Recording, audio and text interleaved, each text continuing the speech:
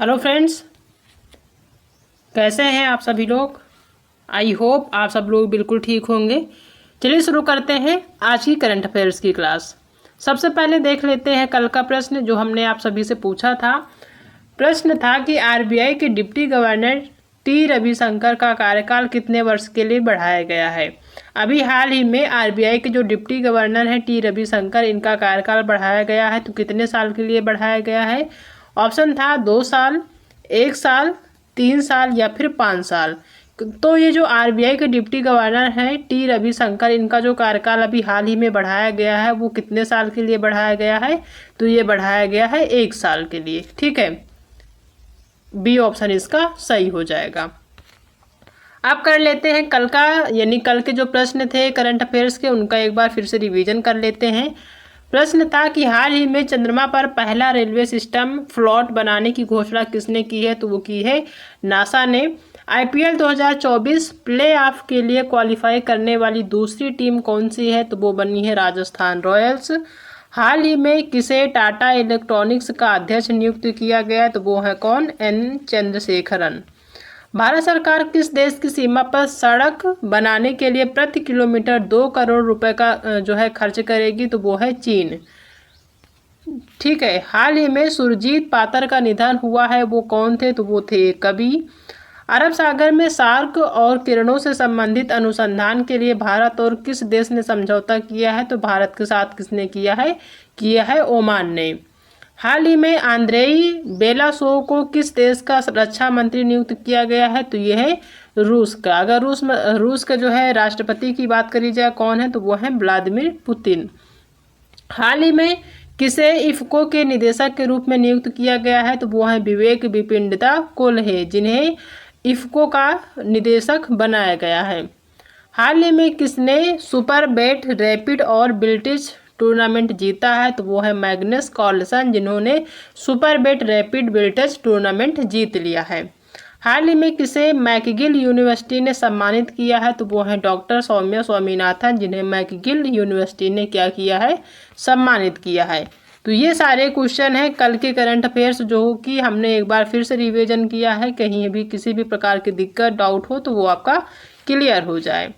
अब देख लेते हैं आज यानी कि 18 मई के कुछ इंपॉर्टेंट करंट अफेयर्स के क्वेश्चन। ठीक है, सबसे पहला क्वेश्चन ये है कि भारत और किस देश ने शाहिद बेहेश्ती बंदरगाह का संचालन के लिए दीर्घकालिक समझौते पर हस्ताक्षर किए हैं। यानी भारत के साथ किस देश ने शाहिद बेहेश्ती बंदरगाह के संचालन के लिए दीर्घकालिक समझौते पर हस्ताक्षर किया है। क्या वो ईरान है, बांग्लादेश है, ईरान है या फिर है श्रीलंका। तो वो कौन है, यहाँ पे इराक होगा। ठीक है, तो वो कौन है, वो है ईरान। ईरान ने भारत के साथ शाहिद बेहेश्ती बंदरगाह के संचालन के लिए दीर्घकालिक समझौते पर क्या किया है, हस्ताक्षर किया है। नेक्स्ट क्वेश्चन है कि हाल ही में FV24 में कौन सा देश भारत का सबसे बड़ा व्यापारिक भागीदार बना है। हाल ही में FV24 में कौन सा देश भारत का सबसे बड़ा व्यापारिक भागीदार बना है। क्या वो इटली है, जापान है, चीन है या फिर है रूस। तो FV24 में या फिर FV24 में कौन सा देश भारत का सबसे बड़ा व्यापारिक भागीदार बना है। तो वो बना है चीन। ठीक है, इस चीज़ को ध्यान रखना है। नेक्स्ट क्वेश्चन है कि हाल ही में सीनियर नेशनल सेलिंग चैंपियनशिप 2024 का आयोजन कहाँ किया जा रहा है। हाल ही में सीनियर नेशनल सेलिंग चैंपियनशिप 2024 का आयोजन कहाँ किया जा रहा। क्या ये नई दिल्ली में हो रहा है, कोलकाता में हो रहा है, मुंबई में या फिर सूरत में। तो ये कहाँ हो रहा है इसका आयोजन। तो ये हो रहा मुंबई में। सीनियर नेशनल सेलिंग चैंपियनशिप 2024 का आयोजन कहाँ किया जा रहा। तो किया जा रहा मुंबई में।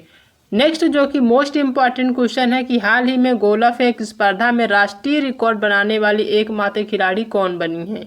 ठीक है, हाल ही में महिला जो गोला फेंक स्पर्धा है उसमें राष्ट्रीय रिकॉर्ड बनाने वाली जो एकमात्र खिलाड़ी बनी है कौन है, मोस्ट इम्पॉर्टेंट है। एक तो महिला है, दूसरी जो है एकमात्र खिलाड़ी है। तो ध्यान रखना है, एग्जाम में पूछे जाने की पूरी संभावना है। ठीक है, तो कौन है वो, क्या वो किशोर आडवाणी है, आभा खटुआ है, अजीत पाठक है या फिर है बांसुरी स्वराज। तो वो कौन है, वो है आभा खटुआ। आभा खटुआ जो है महिलाओं की गोला फेंक स्पर्धा में इन्होंने जो है एकमात्र खिलाड़ी बनी है राष्ट्रीय रिकॉर्ड बनाने वाली। ठीक है, आभा खटुआ जो है वो 18.41 मीटर की दूरी तक जो है गोला फेंकने के बाद ये राष्ट्रीय रिकॉर्ड अपने नाम किया है। और ये जो राष्ट्रीय रिकॉर्ड उन्होंने बनाया है, ये बनाने वाली पहली यानी कि एकमात्र महिला खिलाड़ी बन गई हैं। ठीक है, कितना इन्होंने फेंका था, तो 18.41 मीटर की दूरी तक इन्होंने जो है क्या किया था, गोला फेंका था। ठीक है, ध्यान रखना है कौन है, आभा खटुआ है। नेक्स्ट क्वेश्चन है कि भारतीय वायुसेना ने स्वदेशी मोबाइल अस्पताल भीष्म क्यूब का एयर ड्रॉप परीक्षण कहाँ किया है। भारतीय वायुसेना ने स्वदेशी मोबाइल अस्पताल भीष्म क्यूब का एयर ड्रॉप परीक्षण कहाँ किया है। क्या वो नई दिल्ली है, आगरा है, जयपुर है या फिर है पटना। तो कहाँ पे किया है, तो ये है आगरा, जहाँ पे आपका ताजमहल है वहाँ पे ये परीक्षण किया गया है। किसके द्वारा, तो भारतीय वायुसेना ने स्वदेशी मोबाइल अस्पताल भीष्म क्यूब का एयर ड्रॉप परीक्षण किया है। कहाँ पे, आगरा में। नेक्स्ट क्वेश्चन है कि डेविड साल्वागिनी को अपना पहला मुख्य एआई अधिकारी किसने नियुक्त किया है। क्या ये टेस्ला है, संयुक्त राष्ट्र है, नासा है, तो या फिर है गूगल। तो ये किसने नियुक्त किया है, तो ये किया है नासा ने। ठीक है, ध्यान रखना है इस चीज को। नेक्स्ट क्वेश्चन है कि हाल ही में किसने 30वीं सुल्तान अजलान शाह ट्रॉफी जीत ली है। मोस्ट इम्पॉर्टेंट है, हाल ही में 30वीं सुल्तान अजलान शाह ट्रॉफी किसने जीती है। क्या वो साउथ अफ्रीका है, श्रीलंका है, जापान है या फिर है बांग्लादेश। किसने 30वीं सुल्तान अजलान शाह ट्रॉफी जीती है, तो वो कौन है, तो वो है जापान। जापान ने 30वीं सुल्तान अजलान शाह ट्रॉफी क्या करी है, जीत ली है। तो इसने किसको हराया है, तो सबसे पहले ये जान लीजिए कि जापान ने पाकिस्तान को, ठीक है, पेनल्टी शूट आउट में पाकिस्तान को इसने हराया है 4-1 से इसने हराकर अपनी पहली जो है या कह लें कि 30वीं सुल्तान अजलान शाह ट्रॉफी जीती है। ठीक है, जो कि इनकी यानी जापान की पहली है। ठीक है, अगर इसकी फाइनल की बात करी जाए, फाइनल कब खेला जाएगा, तो ये 11 मई 2024 को इसका फाइनल गेम होगा, जो कि मलेशिया के इपोह शहर में होगा। ठीक है, मलेशिया के इपोह शहर में अजलान शाह स्टेडियम है, वहाँ पे ये गेम खेला जाएगा। ठीक है, तो 30वीं सुल्तान अजलान शाह ट्रॉफी किसने जीती है, तो ये जीती है जापान ने पाकिस्तान को हराकर। कितने से हराया, तो 4-1 से हराया है, ध्यान रखना है। हाल ही में किस कंपनी के कृषि ड्रोन को DGCA से प्रमाणन प्राप्त हुआ है।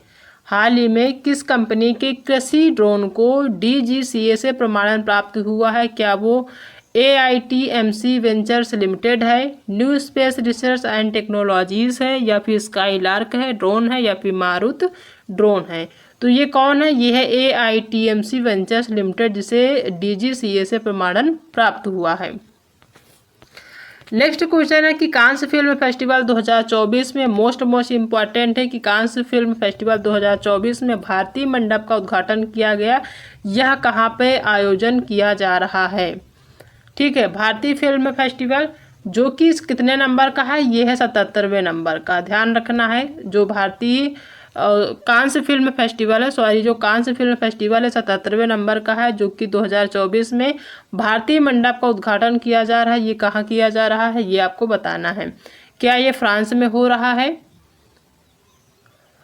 कनाडा में हो रहा है, जर्मनी में हो रहा है या फिर हो रहा ऑस्ट्रेलिया में। तो ये कहाँ पे हो रहा है, ये हो रहा फ्रांस में। ठीक है, फ्रांस में जो है ये हर साल भारत के सूचना और प्रसारण जो मंत्रालय हैं उनके द्वारा किया जाता है। इस बार जो है भारत के सूचना और प्रसारण मंत्रालय के जो सचिव हैं, कौन है सचिव, वो है संजय जाजू। ठीक है, संजय जाजू के द्वारा जो है ये इसका आयोजन किया जा रहा है।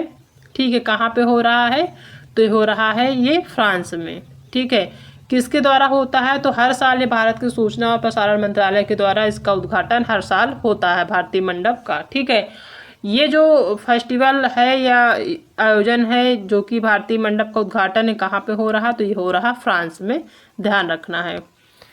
नेक्स्ट क्वेश्चन है कि फेडरेशन कप 2024 में नीरज चोपड़ा ने स्वर्ण पदक जीता है, इसका आयोजन कहाँ किया गया? मोस्ट इंपॉर्टेंट है, फेडरेशन कप 2024 में नीरज चोपड़ा ने स्वर्ण पदक जीत लिया है। तो ये जो है कहाँ पे इसका आयोजन किया जा रहा है? क्या ये गुवाहाटी में हो रहा है, शिमला में हो रहा है, पटना में हो रहा है या फिर भुवनेश्वर में हो रहा? तो ये आयोजन कहाँ पे हुआ है या कहाँ किया गया? तो ये किया गया भुवनेश्वर में। ठीक है, जेवलिन स्टार जो या फिर ओलंपिक चैंपियन कह सकते हैं, जेवलिन स्टार, और जो पिछला टोक्यो ओलंपिक हुआ उसमें इन्होंने गोल्ड जीता था। ठीक है, और यहाँ पे फेडरेशन कप 2024 में नीरज चोपड़ा ने स्वर्ण पदक भी जीत लिया है। ठीक है, जो कि एक जेवलिन स्टार है, और जो टोक्यो में ओलंपिक हुआ था उसमें इन्होंने गोल्ड पदक भी जीता था।